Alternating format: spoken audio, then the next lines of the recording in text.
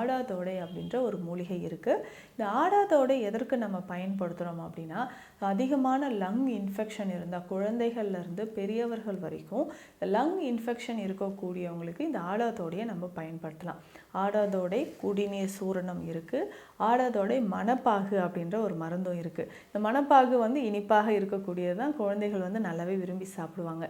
இந்த ஆடாதோடை மணப்பாகு நம்ம ஒரு 10 ml எடுத்துகிட்டு அரை கிளாஸ் வெந்நீரில் இந்த ஆடாதோடை மணப்பாகு சேர்த்து கலந்து நம்ம குடிக்கலாம். ஸோ குடிக்கும் பொழுது நமக்கு லங்ஸில் இருக்கக்கூடிய ப்ராப்ளம், நிறைய பேருக்கு மூச்சு திணறல் இருக்குது, சரியாகவே ப்ரீத் பண்ண முடியல, குறிப்பாக நைட்டில் இந்த ப்ராப்ளம் இருந்துச்சுன்னா நைட்லேயும் நம்ம இதை வந்து குடிக்கலாம்.